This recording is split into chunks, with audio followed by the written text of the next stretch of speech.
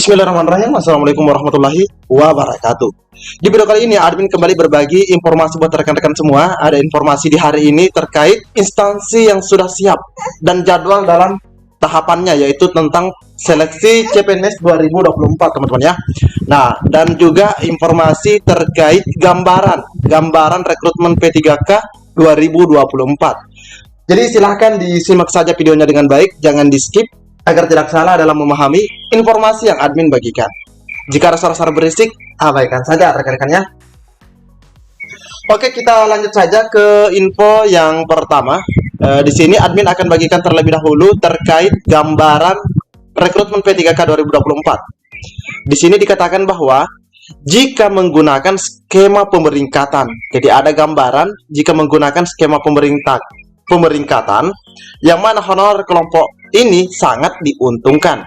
Nah, ini teman-teman harus tahu apakah teman-teman masuk dalam kelompok yang diuntungkan tersebut. Oke, kita lihat informasinya atau simak bersama-sama. Pemerintah kembali akan melakukan rekrutmen P3K pada 2024. Rekrutmen P3K 2024 ini dilakukan dengan memprioritaskan tenaga honorer yang ada sekarang, yang jumlahnya masih mencapai sekitar 1,6 juta orang.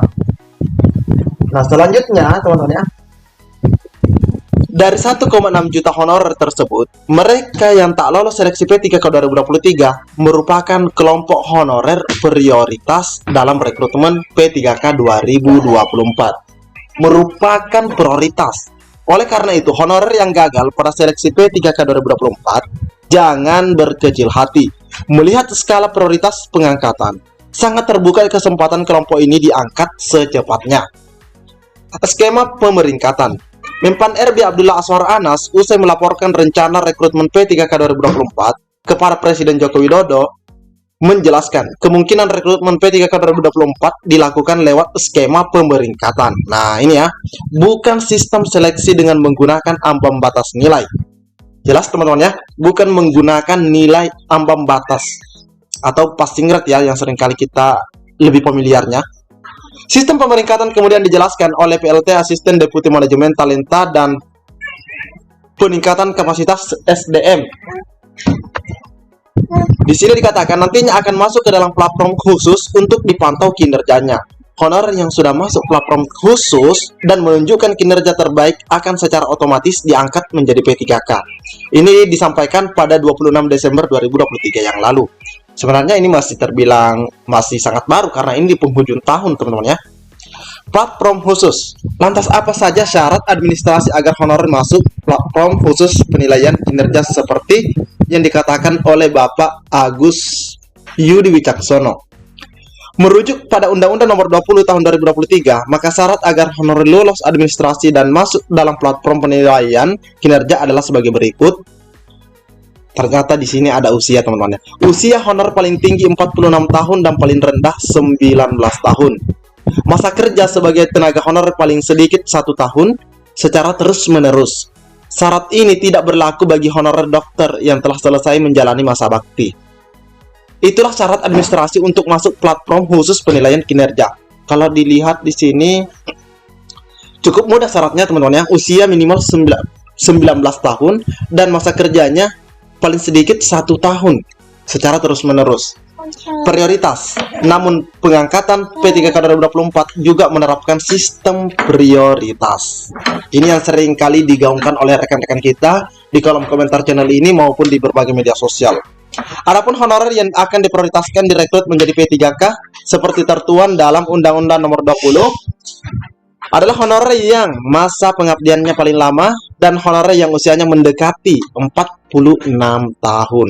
Artinya, honorer dengan masa pengabdian paling lama dan usia mendekati 46 tahun akan sangat diuntungkan dengan rekrutmen P3K skema pemeringkatan tersebut.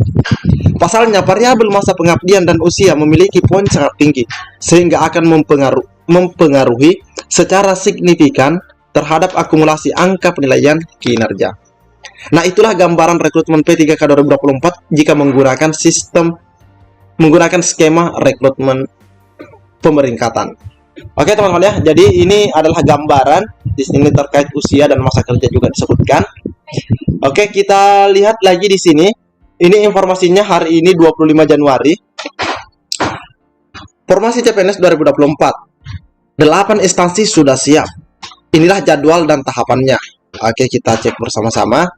Pada seleksi CASN tahun ini, formasi CPNS 2024 dan P3K mencapai 2,3 juta. Dari jumlah tersebut, formasi P3K 2024 tersedia 1,6 juta sekian lowongan, yang merupakan gabungan jatah formasi P3K, instansi pusat dan daerah. Kuota formasi CPNS 2024 yang dapat dilamar pelamar umum dan fresh graduate adalah 690.000 formasi. Adapun formasi CPNS dari jalur sekolah kedinasan disiapkan 6.027 kursi. Pada hari Rabu 24 Januari, Kemenpan RB menggelar rapat koordinasi percepatan. Nah ini, percepatan pelaksanaan seleksi penerimaan mahasiswa atau praja atau taruna sekolah kedinasan di tahun 2024. Rencananya pendaftaran sekolah kedinasan akan dibuka pada bulan Maret 2024. Jadi kalau kedinasan itu memang biasanya selalu awal-awal teman-teman ya. Namun waktu tersebut dapat berubah sesuai kesiapan dan dinamika yang terjadi. Menpan RB yaitu Bapak Abdullah Saura Anas yang hadir secara virtual mengajak putra-putri terbaik bangsa untuk mendaftar di sekolah kedinasan sesuai minat masing-masing.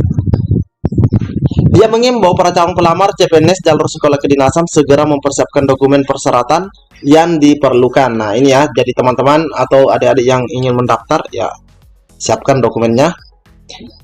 Pemerintah telah mendesain skema kebutuhan ini dan berharap ke depan kita bisa lahirkan calon-calon aparatur sipil negara yang berdedikasi, kompeten dan inovatif dalam menyelesaikan permasalahan rakyat.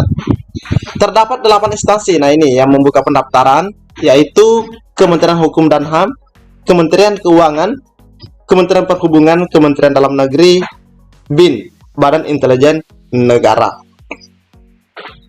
Selanjutnya ada BSSN atau Badan Siber dan Sandi Negara, Badan Pusat Statistik, Badan Meteorologi, Klimatologi, dan Geofisika atau BMKG. Jadi itu adalah 8 instansi teman-teman ya. Tahapan yang harus dilalui mulai dari pendaftaran, seleksi kompetensi dasar atau SKD yang menggunakan CAT, hingga seleksi lanjutan yang pelaksanaannya diatur oleh masing-masing sekolah kedinasan. Biasanya SKB teman-teman ya. Pelaksanaan SKD rencananya digelar April hingga Mei. Pelaksanaan seleksi sekolah kedinasan pada 2024 berpedoman pada Peraturan Menteri Pan RB nomor 20 tahun 2021 tentang seleksi penerimaan mahasiswa atau praja, taruna, sekolah kedinasan pada kementerian atau lembaga. Deputi Bidang SDM Aparatur Kementerian Pan RB atau Bapak Abbas Subagja yang memimpin rapat menjelaskan pendaftaran dilakukan melalui situs sistem atau SSCSN BKN, yakni sscsn.bkn.go.id. Abah menjelaskan bahwa seluruh tahapan seleksi sekolah kedinasan, mulai dari pendaftaran, pelaksanaan seleksi dengan CAT, hingga penentuan kelulusan sudah terintegrasi dan terkomputerisasi. Tahapan seleksi seperti ini menutup celah kecurangan dan praktik dari calo, teman-teman ya. Jadi hati-hati, jangan ada yang coba-coba. Kami selalu ingatkan untuk teman-teman di seluruh Indonesia agar tidak percaya dengan pihak-pihak yang menjanjikan kelulusan dalam seleksi sekolah kedinasan, apalagi sampai meminta sejumlah uang. Nah, ini hati-hati aja jika ada yang meminta uang. Semua mekanisme dan sistem seleksi sudah baku, jadi dipastikan transparan dan akuntabel, kata Abah terkait seleksi CPNS 2024 jalur sekolah kedinasan. Jadi jelas teman-teman ya, terkait instansi yang yang akan membuka atau yang siap membuka untuk informasi per hari ini. Ini adalah instansi-instansi yang sudah siap membuka kesempatan bagi teman-teman untuk sekolah kedinasan. Oke, mungkin cukup sampai di sini informasi yang dapat admin bagikan di video kali ini. Lebih dan kurangnya admin mohon maaf. Assalamualaikum warahmatullahi wabarakatuh.